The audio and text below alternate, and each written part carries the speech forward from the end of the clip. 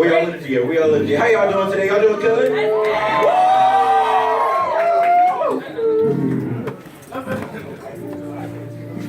So hey y'all, as Trey said, I'm DeAndre. Senior at Brookwood High School. 17 years old. So Brookwood. We all Brookwood. Yeah. Dubs. All right. Whew. Yeah, we win. We lose one game. It's all right, but it's all right. It's all right. That's all right. Like, hold that on me, and I'm just like, I'm gonna cry. So, all right. So today, my word is coming from 1 Samuel chapter 17, verses 23 through 33. 1 Samuel chapter 17, verses 22 to 23. And y'all say amen if you got it. If you don't, oh well, I'm just going to read it anyway. I gave you the notes. So here we go. First, as it reads, 1 Samuel chapter 17, verse 23. While David was talking with his brothers, the Philistine champion fighter came out from the Philistine army. This was Goliath, the Philistine from Gath. Goliath shouted things against Israel as usual. David heard what he said. The Israelite soldiers saw Goliath and ran away. They were all afraid of him. One of the Israelite men said, "Did you see that man? Look at him. He comes out each day and makes fun of Israel. Whoever kills him will get rich. King Saul will give him a lot of money. Saul will also let his daughter marry the man who kills Goliath. He will also make that man's family tree from taxes in Israel." David asked the men standing near him, "What did he say? What is the reward for killing the Philistine and taking away his shame from Israel? Who is this Goliath anyway? He is only some foreigner, nothing but a Philistine. Why does he think he can speak against the army of the living God?" So the Israelite told David about the reward for killing Goliath. David's oldest brother, Eliab, heard David talking with the soldiers and became angry. Eliab asked David, "Why did you come here? Who did you leave those few sheep with in the desert? I know why you came down here. You didn't want to do what you were told to do. You just wanted to come down here to watch the battle." David said, "What did you do now? I didn't do anything wrong. I was only talking." He turned to some of the others and asked them the same question. They gave him the same answers as before. Some of the men heard David talking. They took David to Saul and told him what David had said. David said to Saul, "People shouldn't let Goliath discourage them. I am your servant. I will go fight this Philistine." Saul answered, "You can't go out and fight against this Philistine. You're not even a soldier. Goliath has been fighting in the war since he was a boy." If you would bow your heads and close your eyes to pray. Dear God, we thank you for this day, Lord. We thank you for being amazing and being who you are, Lord. We thank you for your plan, Lord. And I pray that you continue to work through me and give me your word, Lord, that I can better share it, Lord. Help the congregation grow as well as myself. In Jesus' name we pray. Amen. So, first off, I have a great video for y'all, if you put it up again. This is from one of my favorite movies, Remember the Titans, with one of the best actors, Mr. Denzel Washington. So somebody with the lights.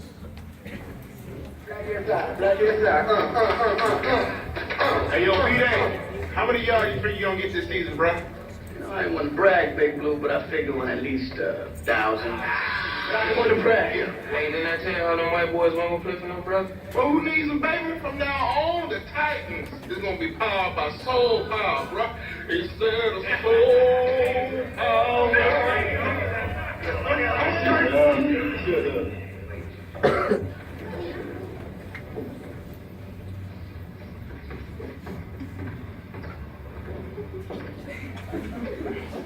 Put your hand down.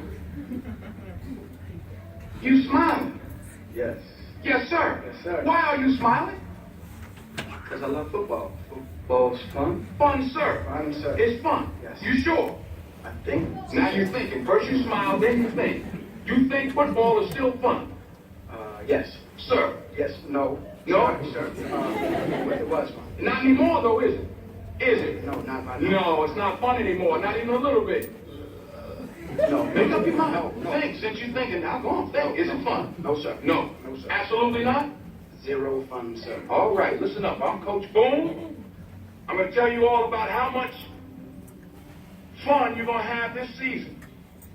We leave for camp, Gettysburg College, August 15th, 7:29 a.m. If you report at 7:30, you will not be playing football this season. You will be watching.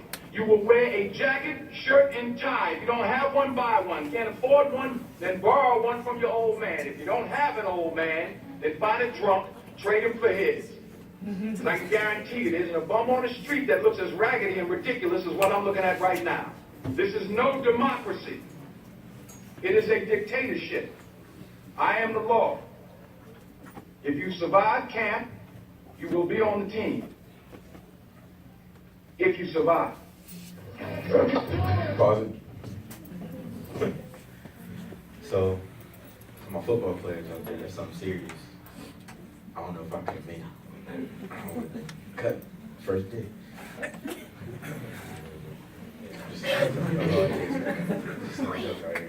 So, my first point is when your back is against the wall, knowing your worth can help you fight the battle for greatness. And the title of my message, I'm sorry, y'all, is Steps to Greatness. So, the story of Goliath, David and Goliath, was the Philistines and the Israelites are fighting. And it's just like there's a valley. I think the Israelites are in the valley and the Philistines are up on a hill. And it seems like nobody can take down Goliath, man. Goliath is just a huge, just giant man, and he dominates everybody. He kills everybody that comes up to him. So here, in that last clip, Coach Boone was really ripping into this kid, man. Like, he was just dominating him. Like, he had nothing he could say. So here we go. Let me read this verse that goes to the point. Verse 32 from 1 Samuel chapter 17, it says, David said to Saul, people shouldn't let Goliath discourage them. I am your servant. I will go fight this Philistine. That man, he had some confidence. David had confidence. That's what the kid had until, coach just destroyed him and shot him down. He was super excited to play football. It's a hard sport out here. So, it says, confidence. Oh, so he had confidence. But Coach Boone was trying to make sure his mind was unified. Was he really here to play football? Or was he just here to, get that 1,000 yards, for himself? Was he here for the team? So I have Acts chapter 4, verse 24 says, well, it's talking about being unified for a single purpose. So then you have to be unified with God. You have to make sure He's the thing that's leading your path, that you're operating in His will, that you're actually being humble, that you understand truly who He is and what He's doing for you, and that He always has a plan.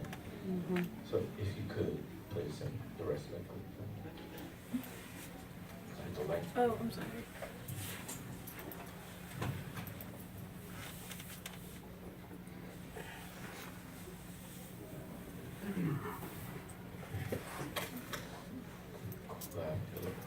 Look at me. Yes.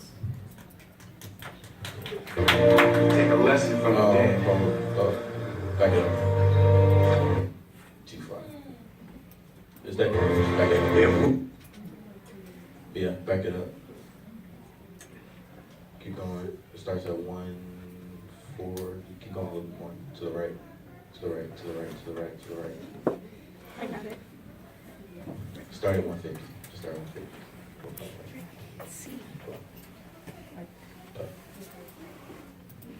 This is no democracy. It is a dictatorship. I am the law. If you survive camp, you will be on the team. If you survive. Go. I have one. I'm Gary Bertier, the only All-American you got on this team. Want any of us to play for you, you reserve half the open positions for Hammond players. Half the offense, half the special teams. We don't need any of your people on defense. We're already set. Don't need none of my people. But you said name was Jerry? Gary. No, you must have said Jerry like Lewis, which would make you Dean Martin. Ladies and gentlemen, got an announcement to make. We got Jerry Lewis and Dean Martin going to camp with us here this year. Jerry tells the jokes, Dean sings the songs, and gets the girl. Let's give him a round of applause.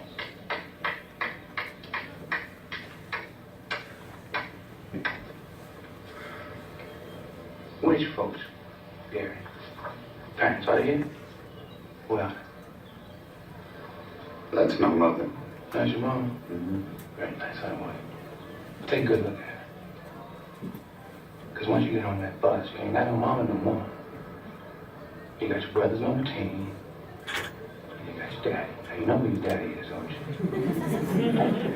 Gary, if you want to play on this football team, you answer me when I ask you, who is your daddy? Who's your daddy, Gary? Who's your daddy? You. Uh-huh. And whose team is this? Is this your team? Or is this your daddy's team? Yours. Mm-hmm. Get on the bus. Put your jacket on first. And get on the bus. Dean? And pause it and go to the Yes, that ties. other.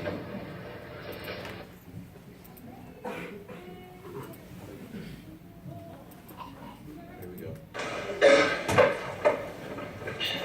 All right, man, listen. I'm Gary. You're Julius. Let's get some particulars and just get this over with, all right? Particulars. Yeah. No matter what I tell you, you ain't gonna never know nothing about Hey, me. man, listen.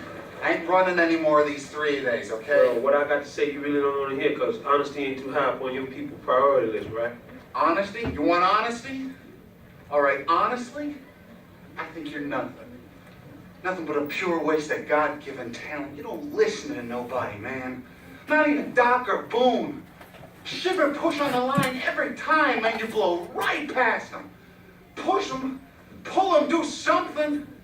You can't run over everybody in this league. And every time you do, you leave one of your teammates hanging out to dry. Me in particular. Why should I give a hoot about you? Huh? Or anybody else out there? You want to talk about a waste, you the captain, right? Right. Captain's supposed to be the leader, right? Right. You got a job? I have a You job. been doing your job? I've been doing my job. Then why don't you tell your white buddies to block for Red better? Because they have not blocked for him or for Plug Nickel, and you know it. Nobody plays, yourself included. I'm supposed to wear myself out for the team? What team? No. No, what I'm going to do is I'm going to look out for myself, and I'm going to get mine. See, man, that's the worst attitude I ever heard. Attitude reflect leadership, Captain. Alright, that's good right there. Something serious right there. Flex's leadership. The captain wasn't doing what he was supposed to be doing. So my second point is, when your back is against the wall, having your protection can help you fight the battle for greatness. So in verses 39 through 40, it says, David put on his sword and tried to walk around. He tried to wear Saul's uniform, but David was not used to all those heavy things. David said to Saul, I can't fight these things. I can't fight these things. I'm not used to them. So David took them off. He took his walking stick in his hand and went to find 5 smooth stones from the stream. He put the 5 stones in the shepherd's bag and held his sling in his hand. He went to meet the Philistine. So here, he was saying that he doesn't have his captain's trust. He doesn't have his white teammates' trust. And he doesn't have faith in his teammates to have protection, to want to even protect them. So that's like your relationship with God. What kind of relationship do you have? What makes him think that he should do something for you when you don't even have a relationship with him, where you're not trying to build anything? So Coach Boone was tasked with making a winning football team, but he was constantly attacked because nobody thought he could do it because he was black. That was one thing. So my question is, are you prepared to go into battle? Are you wearing your armor for Christ? Are you constantly using his armor to shield you, to guide you in your everyday motions? So you're only protected if you operate in his will. So knowing God's will can help you in your relationship. But We all make mistakes, we all slack, we all fall short of the glory of God. Romans 3:23. But you gotta know, Philippians 1:6, God hasn't given up on you. He continues to have a plan for you. So, fine. Gabby, can you put the end of the first clip?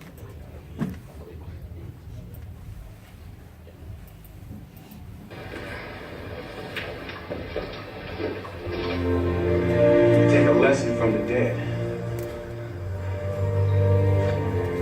If we don't come together right now on this hollow ground,